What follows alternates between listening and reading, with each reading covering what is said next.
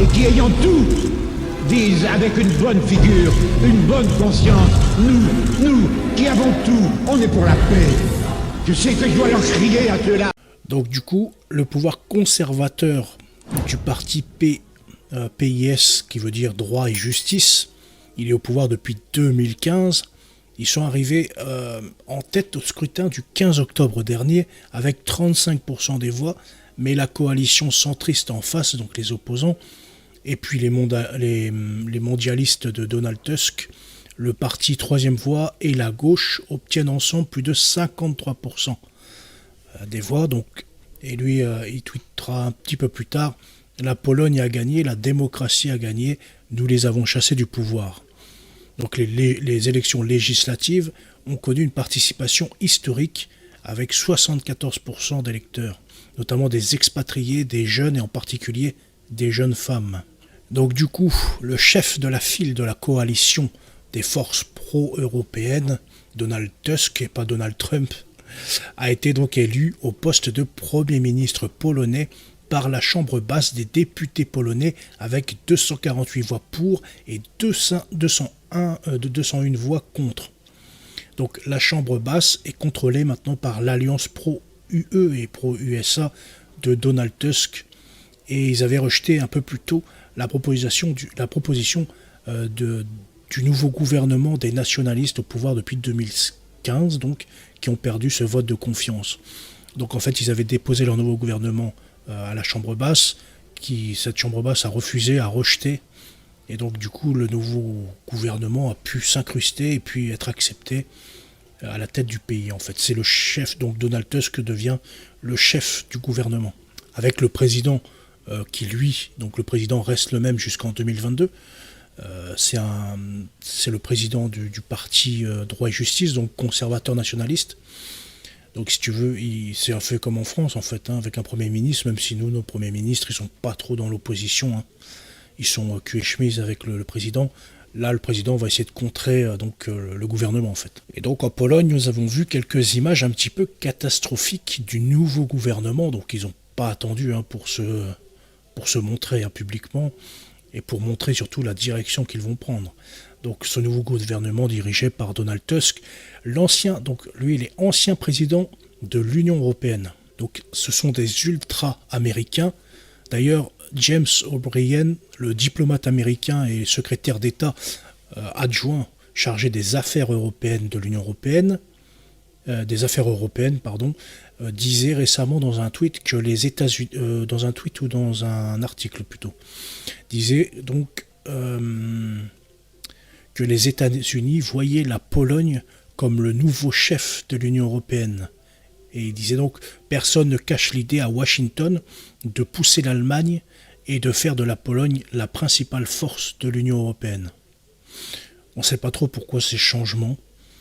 Après l'Europe de l'Est, la Pologne est pro-américaine depuis longtemps. Ouais, mais ils étaient eurosceptiques. Et là par contre, Donald Tusk, il est vraiment... C'est même plus... C'est vrai que la Pologne a été, dans l'histoire, etc., pro-Amérique contre le bloc communiste. Mais là, Donald Tusk, c'est plus être pro-américain, c'est vraiment être une serpillière des Américains. C'est un adorateur là, des Américains et puis de l'Union européenne, quoi. Sachant qu'il était avant président de l'Union européenne. Donc il a tous les défauts, quoi. Parce que là, il va pouvoir faire la politique qu'on veut de lui, quoi. Qu'est-ce qui s'est passé? Donc le Premier ministre pro-européen Tusk, d'entrée de jeu, il a limogé les PDG et les membres du conseil de surveillance, non seulement de la chaîne télévision TVP, mais aussi de la radio polonaise et de l'agence de presse PAP, et a nommé de nouveaux conseils de surveillance qui éliraient de nouveaux administrateurs. Cela s'est fait apparemment sans préavis et donc sans respect des règles en vigueur et de l'état de droit. Donc ce qu'ils ont fait, c'est qu'ils ont éjecté tous ceux qui étaient dans les hauts postes des médias qui tenaient l'information du pays, et du coup ils vont mettre des nouvelles personnes pour censurer toute opposition, comme ce qui se fait en France et puis comme ce qui se fait en Europe finalement, en Allemagne, en France, en Italie, peu importe, ils savent très bien comment on prend un pays. Donc d'entrée de jeu, on prend déjà le pouvoir médiatique, et puis après on insémine toutes nos hérésies. c'est un mix de van der Leyen, Macron. Ouais, en gros, c'est ça. Hein. Quoique Zelensky, il a un semblant de nationalisme, mais lui c'est un vieux centriste, quoi. C'est une serpillière. D'ailleurs, il a fait une photo d'entrée de jeu avec... non, c'est pas lui, c'est le ministre, je crois, qui a fait une photo avec des migrants, donc pour montrer que voilà, la Pologne maintenant, une nouvelle ère va s'ouvrir. Et puis on parlera aussi juste un tout petit peu après de la ministre des Affaires sociales. Et donc du coup, suite à ce coup d'État, on va dire, cette prise de médias, il y a eu des manifestations massives. Après, c'est surtout la population polonaise qui est en train de changer, de perdre la foi. Ouais, mais ça reste quand même assez catholique encore. Hein. T'as qu'à regarder rien que les processions qu'il y a encore dans le pays. Il y a encore beaucoup de monde qui est catholique. Et puis lui, il avait été déjà élu à l'époque, en 2004, je crois, ou 2009. Il avait fait 4 ans. Donc, bon, il n'a peut-être pas les mêmes outils qu'aujourd'hui. Aujourd'hui, ils savent un petit peu mieux récupérer le pouvoir et le garder plus longtemps, peut-être. Mais après, on verra ça plus tard contre le président, d'ailleurs. Il y a quelque chose contre le président. Donc, du coup, forcément, les Polonais sont sortis dans la rue. Donc il y a eu des manifestations massives qui ont commencé dans le pays à cause des mesures répressives prises par Donald, forcément, surtout contre le fait de prendre le pouvoir sur les médias et donc pour protéger la liberté d'expression et la justice. Par cela, il va tout simplement instaurer une nouvelle ère, celle du règne de Satan qui jusqu'à maintenant n'était que dans l'opposition et dont les forces chrétiennes tenaient enchaînées depuis donc 10 ans avec le parti nationaliste et puis aussi l'église catholique polonaise. Parce que l'église catholique polonaise, elle a toujours fonctionné avec le gouvernement polonais. Donc du coup, ce nouveau gouvernement n'a pas manqué de donner sa direction, en prenant par exemple, comme je disais, une photo avec des migrants, marquant la nouvelle ère pro-immigrationniste de la Pologne, séparation entre l'église et l'État bien ferme, séparation aussi du pouvoir et de la justice. Donc là, on en vient à la ministre. La ministre, donc j'ai francisé son prénom, parce que sinon en polonais c'est un petit peu plus compliqué. Je l'ai francisé en Agnès Bach. Elle m'en voudra pas de toute façon, elle va peut-être pas voir le live. Hein. Donc une activiste LGBT d'extrême gauche et anticléricale, donc a été nommée au ministre, tenez-vous bien, hein, au ministre de la Famille et aux Affaires sociales. Donc oui, ça va être une ministre d'extrême gauche, anticléricale, pro-LGBT, qui va s'occuper maintenant des familles polonaises. Et puis de tout ce qui est le social dans le pays, quoi. À croire que les Polonais, quand ils votent, ils ne se rendent pas compte de l'état de l'Occident. Ouais. Je pense que c'est beaucoup de députés qui l'ont mis à l'envers aussi au peuple, à mon avis. Il y a beaucoup de corruption, peut-être, où il y a eu des sous-de-table ou des trucs comme ça. Ou alors il y a peut-être eu aussi de la triche, hein, tu sais. Maintenant, ils sont assez adeptes avec ce genre de procédé. Hein. Mais après, aussi, on en vient juste après, là. Attends, c'était où j'avais écrit, ils veulent déjà remettre... Voilà. Bon, ça, ça n'a pas à voir, mais un petit peu plus loin, tu verras, tu vas comprendre un petit peu les promesses, on va dire. Donc, ils veulent déjà remettre également les femmes au travail en leur offrant... Censément, c'est un acte social, on veut aider les femmes. Voilà, les femmes, si vous voulez, on vous fait... donc, du coup, ils ont sorti une aide sociale pour les femmes qui souhaitent reprendre le travail. Et donc, du coup, pour la garde de leurs enfants, on va leur donner un peu plus d'argent pour qu'ils fassent garder leurs enfants et que les femmes aillent au boulot. Donc, du coup, Donald Tusk... Et du coup, Donald Tusk, il avait aussi promis de renouer les relations avec l'Union européenne. Parce qu'ils avaient des mauvaises relations avec l'ancien gouvernement. Et l'Union européenne, donc comme par hasard, l'Union européenne, juste un petit peu avant, quelques mois avant, avait gelé des aides de plusieurs milliards d'euros à la Pologne à cause de son gouvernement chrétien et nationaliste qui refusait donc les homosexuels, le LGBTisme, l'immigration de masse. De facto, celui-ci, donc Donald Tusk, a promis de permettre de dégeler ces aides. Donc il se fait passer pour un sauveur qui remettra toutes les relations diplomatiques en ordre, qui permettra au pays de récupérer les milliards d'aides, etc. Le camp du bien, comme toujours, regarder les enfants par les migrants, justement. Ouais, c'est ça. Et donc d'ailleurs la Cour des droits de l'homme, la Cour européenne des droits de l'homme, avait donc sommé, il n'y a pas très longtemps, la Pologne de reconnaître les cohabitations homosexuelles suite à quelques plaintes de citoyens polonais. Et selon la Cour des droits de l'homme, tous les États membres du Conseil de l'Europe ont l'obligation d'institutionnaliser les relations homosexuelles qui sont stables et engagées. Les autorités nationales restent libres de choisir de les appeler soit mariage ou soit partenariat civil. Sauf que là-bas, comme je vous disais, il y a encore quelques catholiques quand même. Et donc d'ailleurs, un juge polonais, Krzysztof Wojciech, juge polonais à la Cour des droits de l'homme d'ailleurs, a rappelé à la Cour européenne que la vie familiale, au sens de l'article 8 de la Convention, est une relation fondée sur une union stable entre un homme et une femme, et que la Cour n'a pas compétence pour redéfinir ce concept afin de tenir compte des points de vue contemporains. Donc du coup, la CEDH s'était fait moucher par donc, du coup, le juge polonais de la CEDH, et puis quelques autres, dont l'avocat d'ailleurs aussi, l'avocat Nigdem Bernaciak, je ne sais pas comment on prononce, analyse principale au centre de recherche et d'analyse de l'Institut Ordo Iuris, avait d'ailleurs précisé, suite à cette affaire, que l'arrêt de la CEDH sera probablement un prétexte pour présenter un projet de loi sur les unions homosexuelles. Un tel projet de loi, s'il est adopté, devrait faire l'objet d'un veto du président, car il est clairement inconstitutionnel.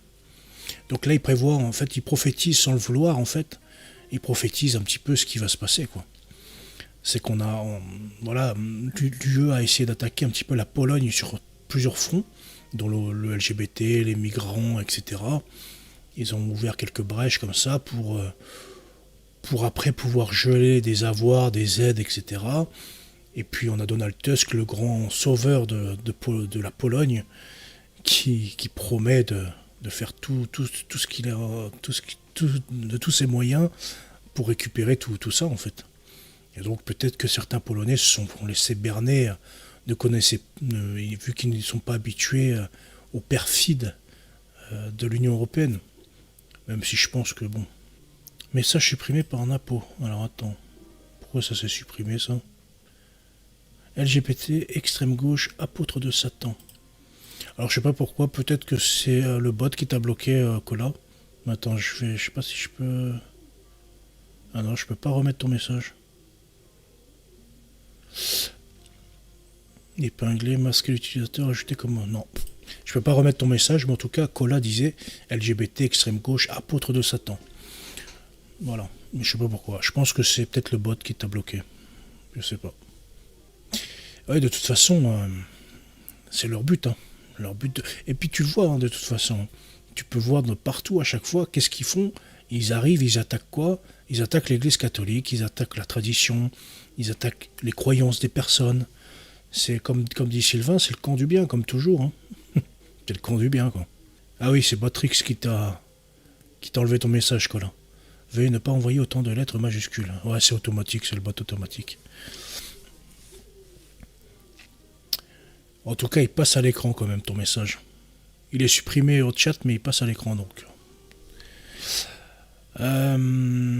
Donc, du coup, ils veulent prendre le pouvoir de toutes les instances du pays, comme à l'époque de Bismarck. Je ne sais pas si vous avez un petit peu lu la lettre de Bismarck.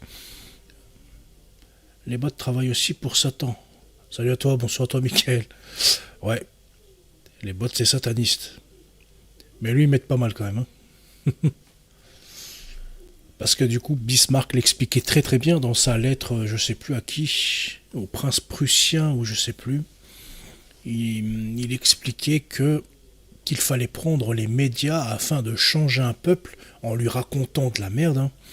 Et puis dans le but d'humilier, parce qu'à cette époque c'était pour humilier les Bourbons et pour éviter qu'ils reprennent le pouvoir, donc il a permis aux médias donc, de raconter plein de bobards sur les Bourbons d'ailleurs, hein, avec des faux faits, dans l'ultime but que la République en sorte vainqueur, car c'était beaucoup moins dangereux pour la Prusse, pour l'Allemagne d'aujourd'hui, car la République, c'était pour eux un gouvernement de singes, de bandits, de parias, etc. Salut à toi Yuri. Oui, on parlait du Bourbonnais à l'instant là d'ailleurs. On disait le Bourbonnais c'est une terre de singes, de parias et de bandits. Non, voilà. Donc du coup ils ont très bien compris. Ils ont très bien compris comment faire. Donc comme Bismarck à l'époque, hein, personne n'a rien inventé. Hein. Ils reprennent juste ce qui a fonctionné. Hein. Bismarck ça a très bien fonctionné. Hein. Il a pris tous les médias français sous l'occupation, et puis même après, et puis il a drivé l'opinion pour que les Bourbons soient mal vus. Et plutôt que comme ça, la République, elle se renforce, et puis il peut mieux la contrôler, comme il a contrôlé Napoléon également. Et il le dit lui-même dans sa lettre. Hein. Même les bonapartistes, ça leur fait pas peur, ils peuvent reprendre le pouvoir. Ils étaient dans la main de Bismarck. Mais par contre, pas les Bourbons. Et les Bourbons, ils ont toujours dit que les royalistes bourbonnais, les royalistes du Bourbon, de la famille Bourbon, etc., c'était des sacrés guerriers, quoi. N'oubliez pas de me suivre. Oui, voilà, c'est à cause de Bismarck que les Français détestent les Bourbonnais. Voilà, c'est ça. En vrai, c'est ça en plus, hein, qui détestent la famille des Bourbons à cette époque. Mais bon, après, il y avait quand même des forces catholiques qui essayaient de défendre coûte que coûte, hein, mais Bismarck a réussi. Mais je vous invite à lire sa lettre à Bismarck. Elle explique bien, et puis c'est d'actualité. Hein. Parce que du coup, tout passe par les médias aujourd'hui, et encore pire avec Internet.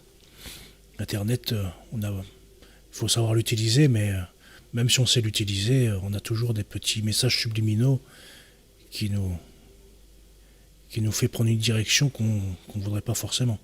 Oui, c'est révélateur, ouais, tout à fait. Pas depuis l'imprimerie, hein. Luther, il avait compris. Hein. Il avait compris comment faire. Hein. Avec l'imprimerie déjà, donc ils n'ont fait que copier Luther, et puis après ils ont pris le pouvoir sur les journaux, sur la censure. La République aussi a fait ça. Hein. Interdiction. Après, c'est même, j'ai envie de dire, ils ont même pu prendre l'exemple sur l'Église catholique, tout simplement. Parce que l'Église catholique n'autorisait pas, dans l'Ancien Régime, n'importe quel livre. Il fallait que le livre soit autorisé pour être publié, imprimé, etc. Donc, ce qui est tout à fait normal, après. Hein. Eux, ils sont du côté du mal, donc ils vont pas laisser le bien rester diffusé. Et puis nous, quand on est dans le bien, on laisse pas le mal se faire diffuser. Donc du coup, nous allons bientôt voir en Pologne des mariages homosexuels, l'avortement de masse. Mais avant ça, ce qu'il faut aussi souligner, c'est que l'avortement était déjà quand même autorisé seulement en cas de viol, de maladie, etc. Et on va aussi voir donc maintenant le LGBTisme qui va s'engouffrer fortement et qui va prendre une plus grosse proportion dans les grandes villes polonaises, forcément. C'est toujours là où que ces délires prennent. Donc du coup, ils vont remettre également les femmes au travail et les sortir de la société familiale, leur proposer des droits qui les feront courir à leur perte comme en France. Lobotomiser le peuple par ces médias menteurs et par l'éducation nationale. Donc la mainmise sur les procureurs également, afin de juger avec exemplarité tous ses opposants, afin de faire peur aux autres. C'est ce qui se passe également en France. Hein.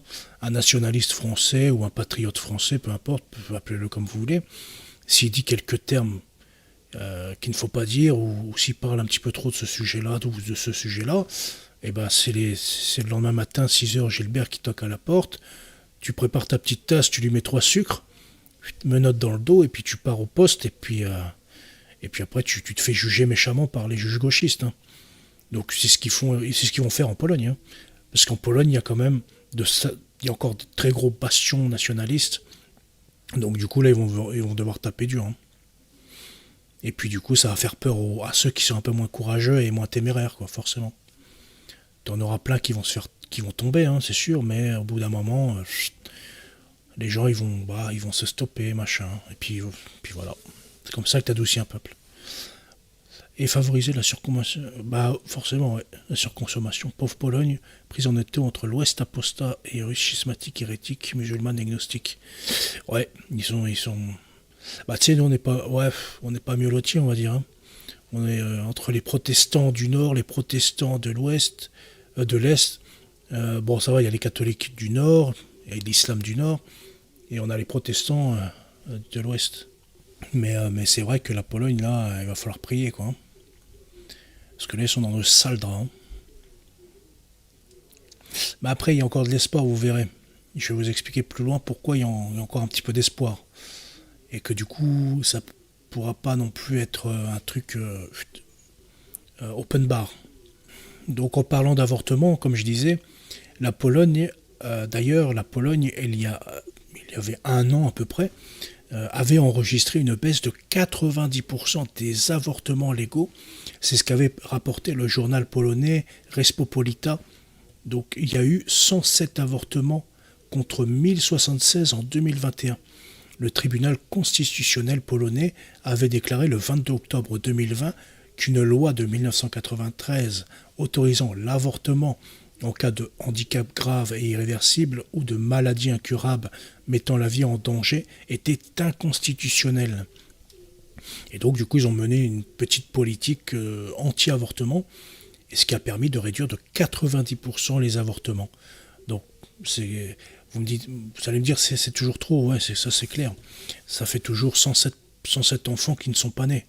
Mais par rapport à la France, nous c'est 220 000 ou 230 000 par an. Là, ça reste quand même 107. Il y a une baisse quand même de 90%, mais tous les efforts, là, ils vont être détruits direct. Par contre, malheureusement. Parce que du coup, là, voilà, ça va être open bar aux droits des femmes, etc., etc. On connaît la chanson. Hein. Donc du coup, ça serait intéressant de voir d'ici 2 ou 3 ans. Là, on sait qu'en 2022, on était à 107 avortements. Donc là, on va voir. Combien c'est la Pologne? 40 millions d'habitants, je crois. 44 millions d'habitants. Donc c'est plus ou moins kiff-kiff. Bon, un petit peu moins que la France. C'est un petit peu plus que la moitié, mais du coup, ils ont quand même au temps fort, ils avaient que 1076 avortements. Nous, au temps fort, on a 200 000, 220 000. Donc c'est quand même... on sent quand même qu'il y a une différence de mentalité, quoi. Ouais. Bah, c'est un sacrifice. Hein. C'est un sacrifice, hein, et puis on sait très bien que Satan adore le sang d'innocent. Adore quand le sang d'innocent est versé. Hein. D'ailleurs, on le voyait avec les saints innocents, d'ailleurs, avec Hérode, hein, qui fut le premier massacreur. Public, en tout cas, hein, qui nous est rapporté. Bon, après, le paganisme, ça a été pareil. Hein. Autant du paganisme à l'Antiquité, même après, ils n'hésitaient pas à sacrifier un enfant pour avoir une bonne récolte. Hein. L'aîné ou le cadet, on le sacrifiait, puis comme ça, on était sûr d'avoir une bonne récolte. Hein. Ça s'est fait aussi hein, dans le paganisme. Tout ça, ça sert Satan. Hein. On a enfermé la France pour soi-disant sauver papy et mamie, et de l'autre côté, ouais, c'est clair. Pour sauver papy et mamie. Alors que finalement, il y en a beaucoup, ils meurent aujourd'hui parce qu'ils sont triple dosés, quoi. Dans le rite du sacre des rois de France, 2 rois étaient présentés, un comme le bon exemple, l'autre comme le mauvais. David vs Hérode. Ouais, ça m'étonne même pas. Hein. Après, quand tu prends le marquis de la Franquerie, il explique la lignée des rois de France avec David aussi. Il fait la généalogie de cette descendance présumée. D'ailleurs, aussi c'était en 2022, je crois, 21 ou 22, en Pologne, après que le tribunal constitutionnel avait déclaré ça, il y a eu des manifestations de l'extrême gauche, des centristes dans les villes de Pologne, qui étaient donc dirigées par le parti Droit et Justice, qui était au pouvoir, mais aussi contre l'Église catholique qui s'est félicitée de ce jugement. L'Église s'est félicitée de ce jugement. Les manifestants avaient donc à cette époque perturbé les messes, ils avaient fait des graffitis sur les propriétés de l'église, scandé des slogans à l'intention des prêtres et vandalisé des statues du pape Saint Jean-Paul II. C'est du coup lui il est polonais.